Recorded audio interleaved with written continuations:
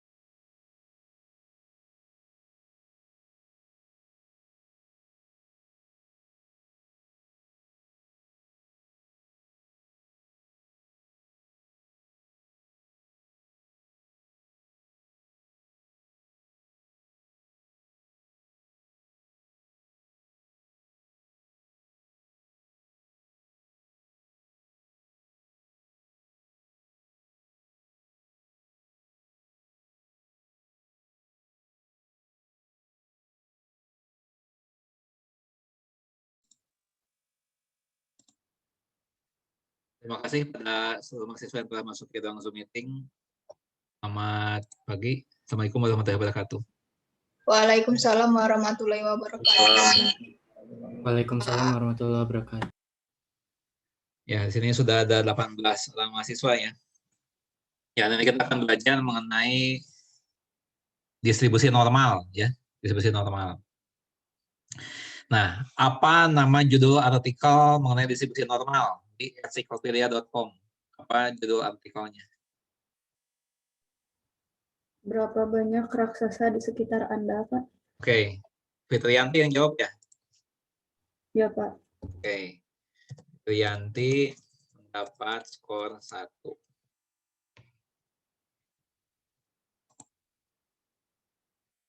Nah, barangkali di antara kalian ada yang pernah melihat YouTube channel ensiklopedia yang di kelas lain, yang kelas 1A, kelas 1B, ya. Barangkali ada yang tahu atau ada bocoran distribusi normal ini erat kaitannya dengan distribusi apa? Kalau kalian suka lihat YouTube channel yang kelas 1A atau 1B ya, yang belakangan di hari Senin atau Selasa, saya kira kalian tahu jawabannya nih. Distribusi normal itu keterkaitannya dengan distribusi apa?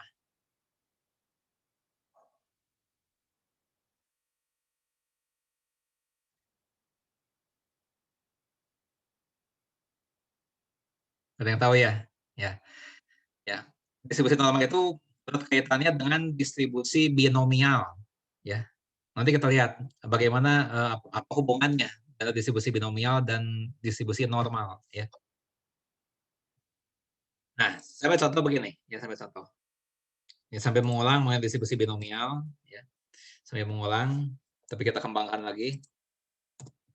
Ya. Misalnya peluang, ya, seseorang terjangkit sejenis penyakit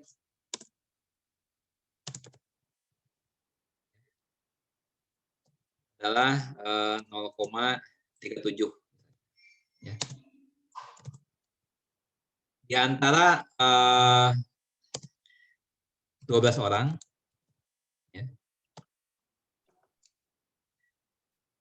berapa peluangnya? Ya, berapa peluangnya ada 12 orang itu?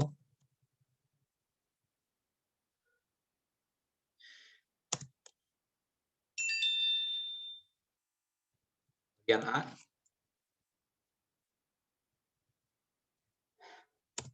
Empat orang terjangkit. Ya. B, misalnya 6 orang terjangkit. C, ya 7 orang terjangkit.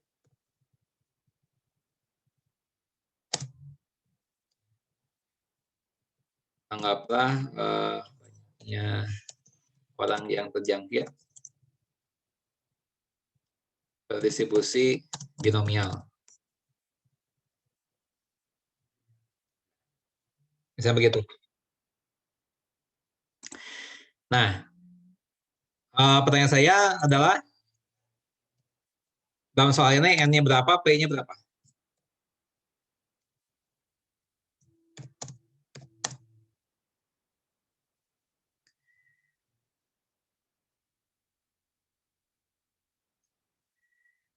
Untuk soal ini N-nya berapa, P-nya berapa? N-nya 2, Ya, N-nya 12, ya, P-nya 0,37, Pak. ya, betul. Ya, tadi siapa yang jawab? Vicky ya, Vicky ya. Oke. Vicky nanti dapat skor ya, Vicky. Oke. Nah, pertanyaan saya, apakah N12 P 0,37 ini berlaku untuk soal A, B maupun C? Apakah untuk A, B dan C sama nilai N dan P-nya seperti ini? Sama, Pak. Sama, betul. Ya. Nah, ini adalah N dan P ini keduanya adalah parameter-parameter namanya. Parameter-parameter distribusi binomial. Jadi distribusi binomial itu mempunyai dua parameter, yaitu N dan P. Ya. Nah, jadi bisa kita tulis ya BX sama dengan ya, ini adalah persamaan binomialnya untuk kasus yang ini ya. Untuk kasus yang ini adalah apa namanya itu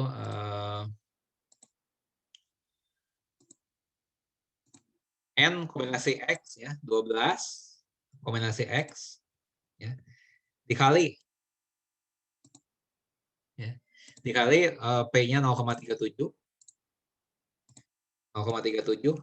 pangkat X. Kali lagi 1 dikurangi P ya. 1 dikurangi 0,37 pangkat N gen X. Nah, seperti itu.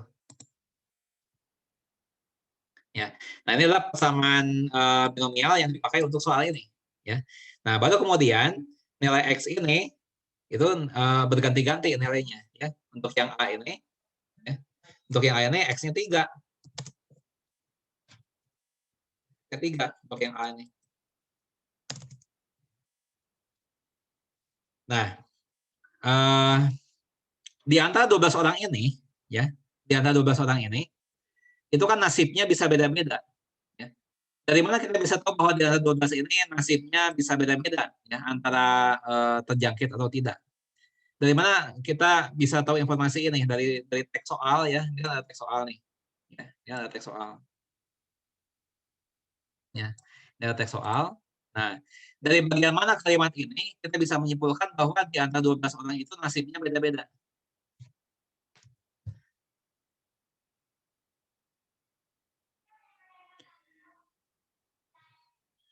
Apakah nasib 12 orang ini akan sama atau tidak? Mengenai terjangkit atau tidak terjangkitnya? Tidak, Pak. Nah, nasibnya nggak sama kan? Nah, bisa tahunya itu dari mana? Dari saya highlight kuning ini, bisa tahunya nasibnya belum tentu sama. Itu tahunya dari bagian yang mana? Dari pernyataan peluang seseorang terjangkit sejenis penyakit adalah 0,37 ini, Pak. Ya, betul. Ya, dari angka ini nih, 0,37 ini. Berarti untung-untungan, ya, peluangnya 37% terjangkit. Ya. Nah, saya ini ganti misalnya jadi 1 ini. Misalnya seperti ini. Ya, kalau soalnya saya ganti seperti ini, berarti nasib kedua orang ini akan sama atau akan beda? Sama, Sama. Pak. Nah, ya, kalau peluangnya 1 di sini, ya berarti 12 orang itu akan sakit semuanya. Ya, udah pasti. Nah, ini peluangnya 1. Nah, tapi karena peluangnya 0,37 kurang dari 1, maka ada ketidakpastian. Ya. Jadi untuk tiap orangnya nasibnya nggak tentu nih, bisa terjangkit bisa tidak. Tapi peluang terjangkitnya 37%. Ya. Nah, apa yang ditanyakan di ini? Apa yang ditanyakan di sini nih? Maaf ini X-nya 4 ya, X-nya 4. Nah, ya. Nah, apa yang ditanyakan di sini? Ya. Berarti di antara 12 ini kan nasibnya beda-beda tuh, ya. Nah, mungkin saja di antara 12 nanti 4 terjangkit, sisanya sehat. Itu mungkin terjadi, ya. 4 yang sakit, 8 yang sehat. Itu mungkin terjadi.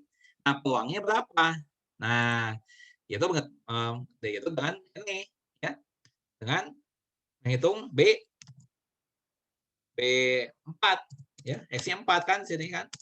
Nah, sama dengan sisa diganti aja ini. Ya. Ini 12 kombinasi 4. Ini 4. Ini 4. Bisa diganti gitu. Nah, ini berapa? Nanti aja kita hitung ya. Kita hitung nanti dengan bantuan Excel belakangan ya, belakangan. Nah, untuk yang B, X-nya berapa? Ya. Mungkin saja yang sakit bukan 4 orang. Ya. Mungkin saja yang sakitnya 6 orang. Ya, mungkin aja. Nah, tapi peluangnya berapa? Ya, ini B6. Ya. Nah, ngitungnya gimana? Nanti kita lihat aja. Kita pakai Excel ya, hitungnya nih. Nah, ini 6. Gitu kan? Nah, ini mendekati berapa nanti? Belakangan kita isi. Nah, kalau yang C, ya 7 orang, ya mungkin juga 7 orang ya. Mungkin juga 7 orang. Ya, kita nggak tahu. Ya. Mungkin saja 7 orang yang kena sakit. Nah, ini 7 berarti di sini kan. Nah, ini. Oke, ya. Nah, kalau di sini X-nya paling kecil berapa? Paling besarnya berapa? Di sini, ya, X paling kecil berapa? X paling besar berapa? Paling kecil 4, paling besar 7, Pak. Bukan, ya. 0, 1, 2, 3, sampai maksimal 12. Ya kan bisa aja semuanya sakit, ya 12 orang sakit. Mungkin juga nggak ada yang sakit, ya. Nah ini kan persamaan umumnya. Ya, ini persamaan umumnya untuk soal ini. Nah, lalu nilai X-nya diganti-ganti di sini kan. Bisa 4, bisa 6, bisa 7, bisa juga yang lain, ya maksimal 12. Ya. Nah, untuk kerjakan ini, ya kita bisa gunakan bantuan Excel, ya.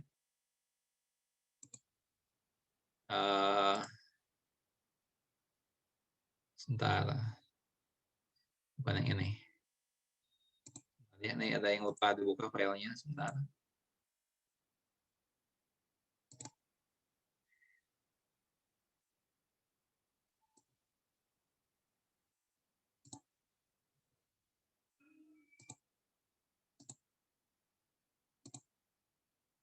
Nah, ini file Excel-nya sudah muncul belum? Apakah file Excel-nya sudah muncul? Sudah, Pak. Dah.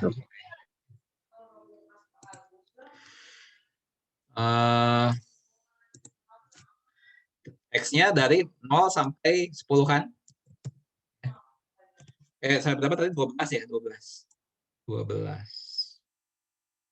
Nah, ini ya.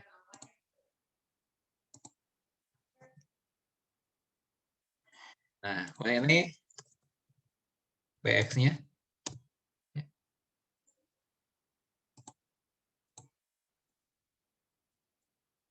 Nah, di NOMDIS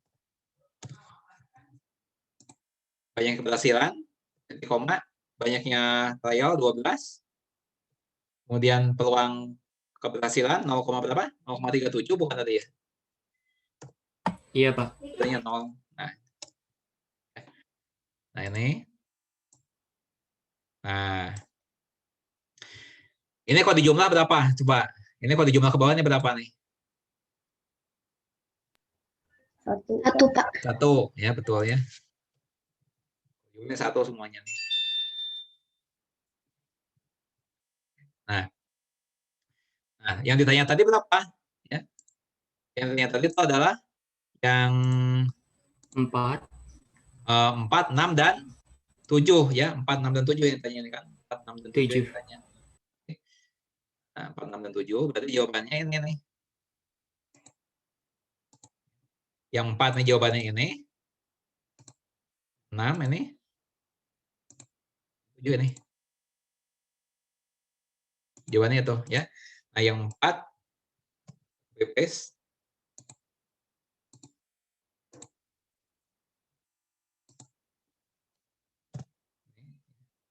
0,2302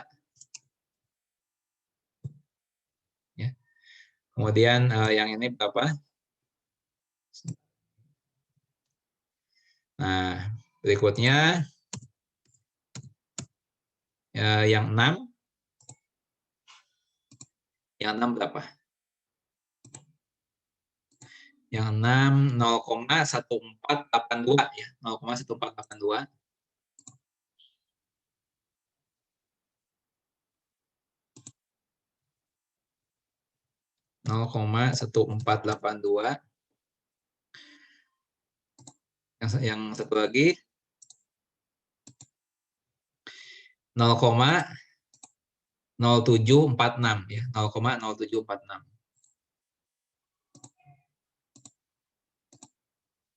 0,0746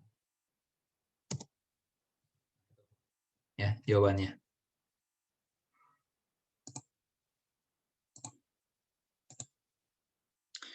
Ya, oke. Nah, tentunya kita bisa apa namanya itu bisa menghitung ya untuk nilai X yang lain ya. X yang 0 berapa, X yang 1 berapa, ya dan seterusnya sampai maksimal 12 ya. Nah, tapi yang ditanyakan hanya ini ya, hanya 467 kebetulan. Ya. Nah, tapi pada dasarnya kita bisa menghitungnya dengan lengkap ya dari X0 sampai X12 ya. Kita bisa menghitung dengan lengkap. Nah, sekarang coba kita gambarkan ya. Coba kita gambarkan hasil-hasil yang ini ya. Hasil-hasil ini nih. Nah, Kita coba gambarkan hasil yang lengkap ini di dalam satu grafik. Ya. Nah, tujuannya saya memperkenalkan grafik ini supaya kalian bisa melihat keterkaitannya dengan distribusi normal. Ya. Nah, ini kita wujudkan ini bentuk grafik. Ya. Nah, di sini saya gunakan bantuan software untuk menggambarnya. Ya.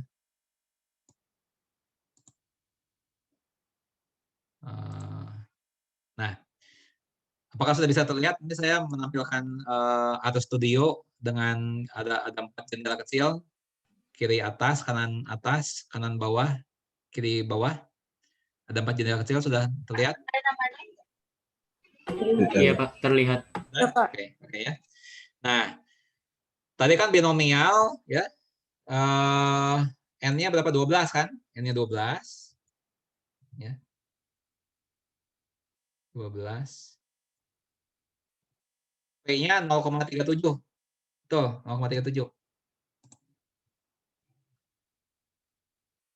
Sebentar, tadi saya lupa tadi Vicky udah menjawab ya, nanti dapat skor ya Vicky. Mendapat skor. Oke, lanjut lagi. Nah, coba kita lihat grafiknya seperti apa ya, kita lihat grafiknya. Kita lihat grafiknya muncul di sebelah kanan bawah ya. Kita lihat bawah kanan sini, kanan bawah. Nah, lihat. Ya, grafiknya seperti ini. Agak menyerupai bentuk bel atau lonceng ya, agak menyerupai bentuk bel atau lonceng. Ya. Coba kita ganti-ganti ya, nilai P kita ganti, nilai N kita ganti. Nilai N diperbesar ya, nilai P diperkecil. Kita lihat apa akibatnya ya. Misalnya N-nya diperbesar ya. N-nya diperbesar menjadi 50. Ya. P-nya saya perkecil jadi 0,2.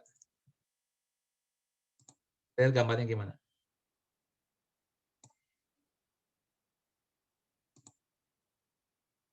Nah, ini ya. Saya perkecil lagi. Oh maaf salah, ini tadi ada yang lupa. Ini harusnya 50, maaf ya, 50. Salah, ini salah gambarnya. Sebentar. Nah, salah nih.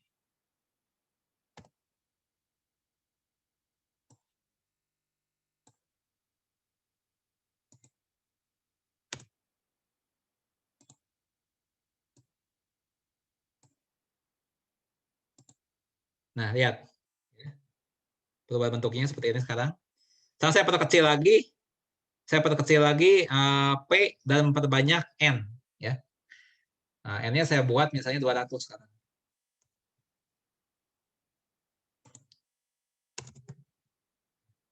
P-nya jadi 0,08.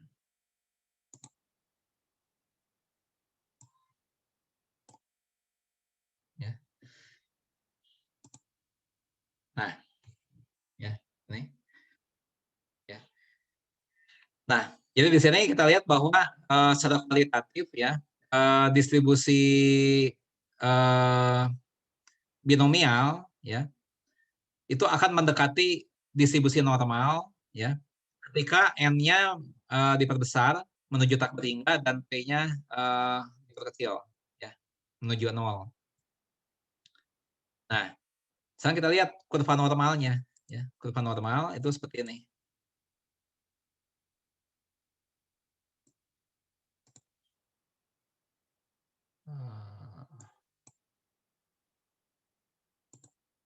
Nah, ini. Ya, bentuknya seperti ini. Ya. Nah, berbagai hasil pengukuran ya, berbagai hasil pengukuran bisa menunjukkan bentuk yang mirip seperti ini. Contohnya ini. Ya. Ini ada tinggi badan ya dari sekelompok orang ya. Kemudian kita buatkan histogramnya seperti ini ya. Maka muncul bentuk mirip distribusi normal Ya, jadi ini memang sering ditemukan di dalam dunia pengukuran. Ya. Distribusi normal ini sering ditemukan di dalam dunia pengukuran.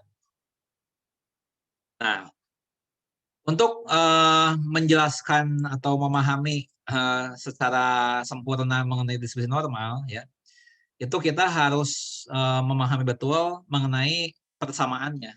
Ya. Nah, dari persamaan ini bisa menjelaskan banyak hal. Ya. Ini bisa menjelaskan banyak hal mengenai sifat-sifat dari distribusi normal. Ya. Nah, tapi kita nggak akan terlalu fokus ke dalam teorinya itu sendiri, ya. Nah, tapi di sini yang saya tekankan adalah apa akibat-akibatnya, ya. Apa akibatnya kalau suatu variabel acak itu berdistribusi normal. Ya. Jadi yang dipertanyakan adalah apa akibat-akibatnya. Mempelajari akibat ini lebih mudah daripada mempelajari ininya, apa namanya itu, secara teorinya, ya.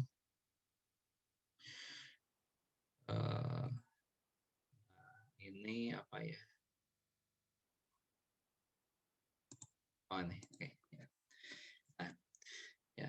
Sekarang apa akibat-akibatnya? Apabila ya suatu variabel acak berdistribusi normal.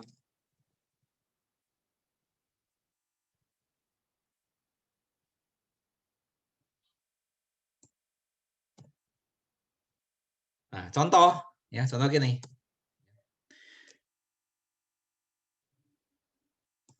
Atau ke ininya dulu ya. Teorinya. Nah, tadi distribusi binomial mempunyai berapa parameter?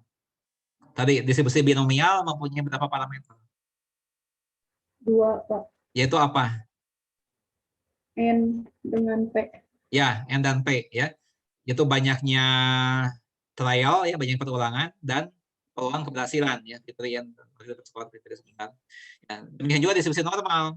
Ya, distribusi normal juga mempunyai 2 parameter ya, yaitu rata-rata ya, lambangnya mu ya, dan simpanan baku. Ya. Nah, distribusi normal mempunyai 2 parameter yaitu rata-rata, mu dan simpanan baku. Ya. Nah, rata-rata ini menunjukkan letak, ya, menunjukkan letak kurva. Ya, semakin besar nilai rata-rata, maka gambarnya semakin ke kanan, gambar kurvanya semakin ke kanan. Ya, contohnya ini nih. Ya, bandingkan kurva yang kiri dan kurva yang kanan. Ya, kurva yang kiri rata-ratanya -3. Nah, ini -3 nih. Ya, -3 ini rata-rata. Nah, kurva yang kanan yang hijau itu rata-ratanya 3,5. Ya. Nah, semakin besar rata-rata, ya, semakin ke kanan gambarnya. Ya. Jadi mengapa yang hijau ini lebih kanan dari yang hitam? Karena yang hijau ini rata-ratanya lebih besar dari yang hitam. Ya.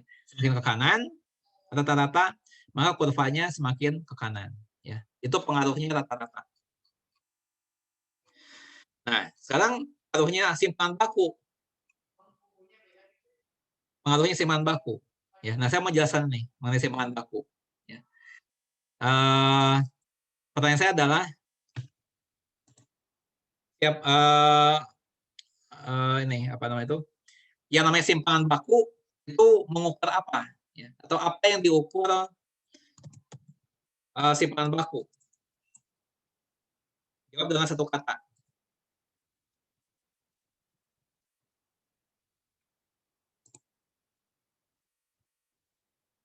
Apa yang diukur oleh simpanan baku? Satu kata. Jawabannya. Variansi, Pak. Variansi ya itu salah satu cara untuk mengukur keberagaman. Itu variansi ya. Nah, yang saya tanya, apa yang diukur oleh simpanan baku?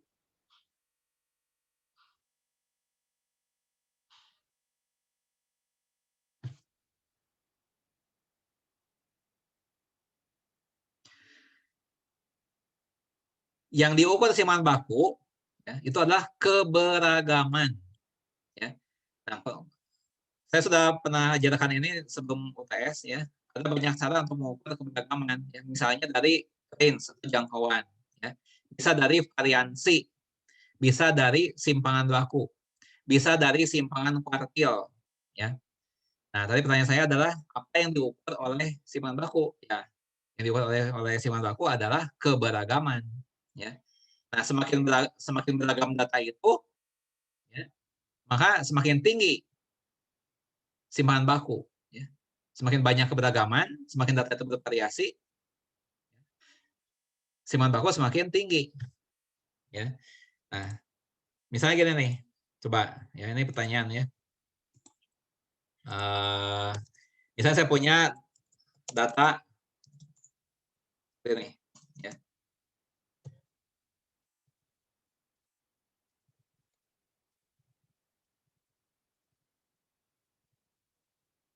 Nah, untuk data itu tadi ya 50 ini sebanyak berapa? Sebanyak 8 ya, ada 8 buah data, semuanya 50. Nah, kalau ini simpangan bakunya berapa nih?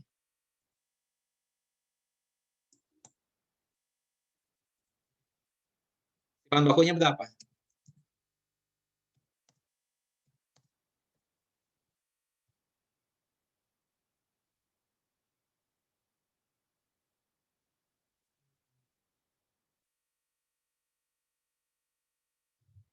Ayo.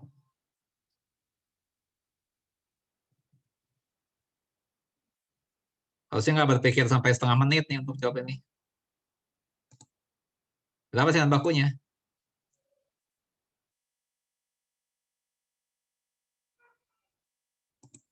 0. Ini udah pasti 0. Simpangan bakunya. Karena tidak ada keberagaman. Ini kan datanya sama semuanya. Ya simpangan bakunya 0. Ya. Nah, sekarang saya punya data yang lain. Ya. Nah, saya ganti ini. Datanya seperti ini. Ya. Nah, pertanyaan saya adalah simpangan baku yang ini akan 0 atau tidak? Tidak, Pak. Tidak. Mengapa? Karena ada lebih beragam, Pak, dari yang Ya. atas. Ya, karena ada keberagaman. Siapa yang jawab itu tadi? Enggal, Pak. Enggal. Oke, nanti dapat skor ya enggalnya. Nah, ini akan positif atau akan negatif ini? Simpangan bakunya. Positif, Pak. Positif, ya. Yang namanya simpangan baku, ya, itu tidak pernah negatif, ya. Untuk simpangan baku itu yang paling kecilnya 0, ya. Tapi tidak pernah negatif, ya. Nah, saya punya dataset yang lain lagi. Dataset yang ketiga, ya. Nah, ini seperti ini.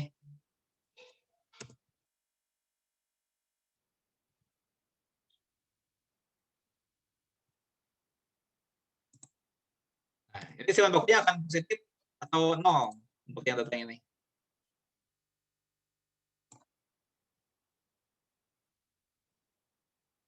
Ya, akan positif. Karena ada keberagaman. Cuma pertanyaan saya adalah mana yang lebih besar, ya? Simpangan baku data kedua atau simpangan baku data ketiga? Mana yang lebih besar simpangan bakunya?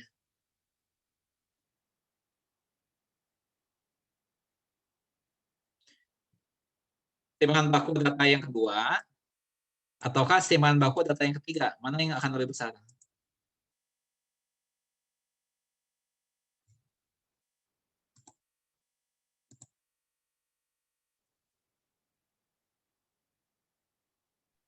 Ketiga, Pak. Ya, siapa yang jawab? Fitri, Pak. Ya, oke, ya. Yang ketiganya lebih besar daripada yang kedua. Kenapa?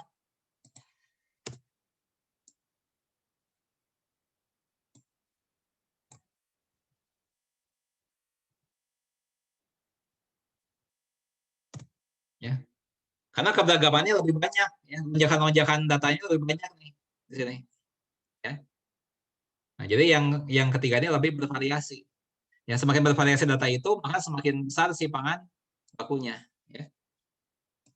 Enggal dan Fitri. Oke, ya. Enggal dan Fitri masing-masing mendapat skor 2.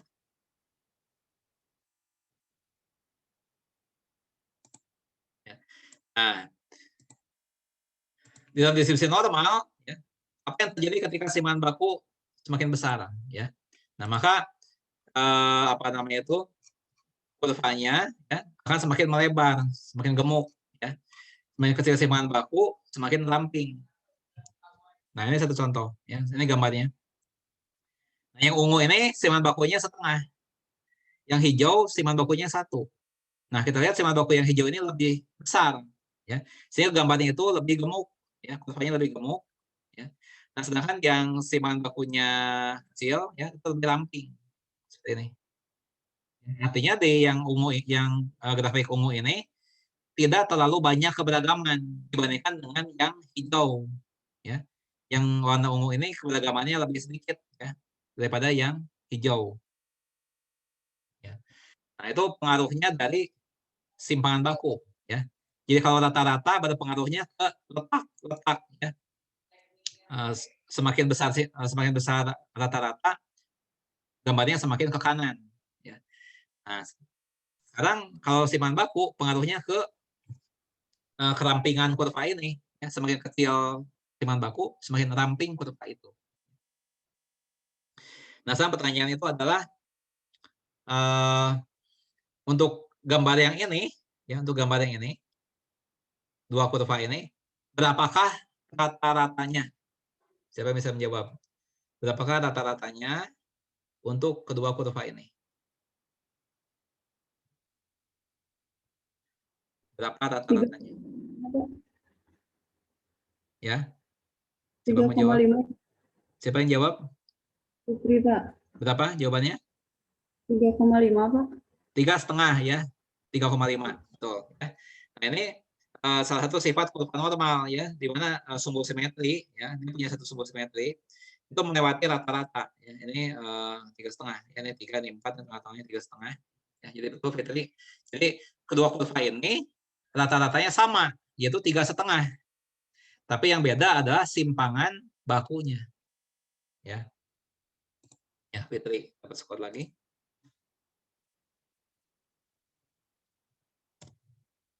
Ya, lanjutkan lagi.